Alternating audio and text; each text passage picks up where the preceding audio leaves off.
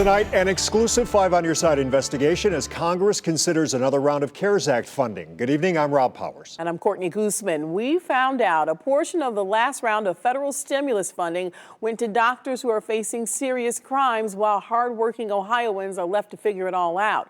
5 on Your Side Chief Investigator Ron Regan joins us tonight after digging through government records. Hey, Ron. Well, one of those we found is charged with sex trafficking. He's pleaded not guilty, but just weeks later, he received thousands in stimulus funds.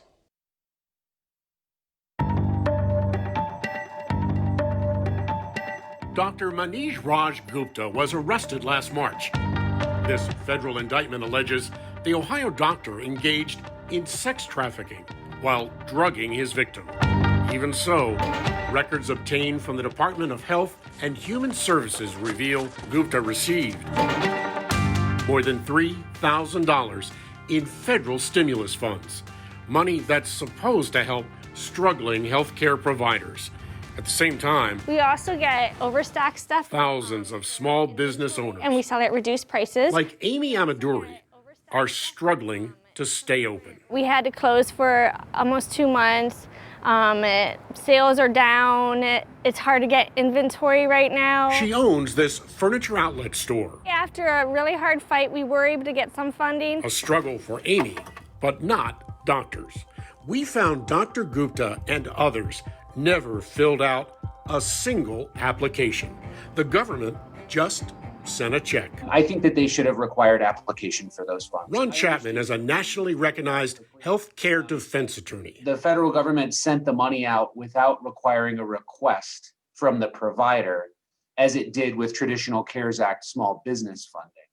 Instead, they simply sent the money out based on an estimate of the prior year's billing. That's right.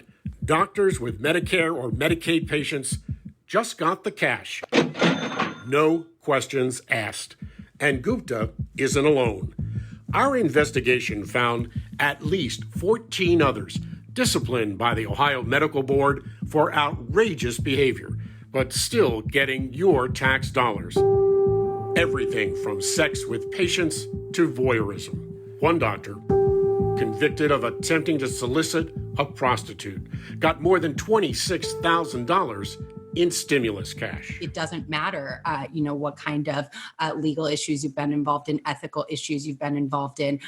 These grants, really, because they're not loans, they're grants that these doctors don't have to pay back. The bar for entry to this program is very low. Elizabeth Hempowitz is with the Project on Government Oversight, a leading watchdog group. It's beyond distasteful. It's improper use of taxpayer funds to reward that kind of behavior, even in a crisis like we're in right now. In other cases, we found a doctor owing more than $12,000 in unpaid state taxes received more than $10,000, and another convicted of illegally providing unapproved drugs got $35,000. Even a doctor with an expired license got $5,000. And so there will be some auditing process. There will be some investigation. Samuel Lewis is a nationally known attorney who once headed up a Justice Department fraud task force. So, for some folks, that's like, oh, wow. They said this doesn't have to be repaid.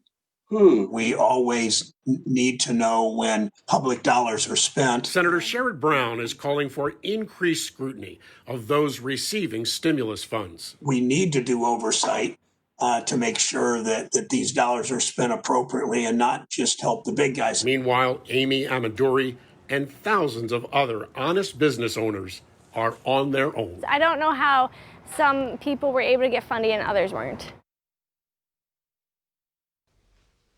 Well, we asked the Department of Human Services for a comment, but so far, nothing.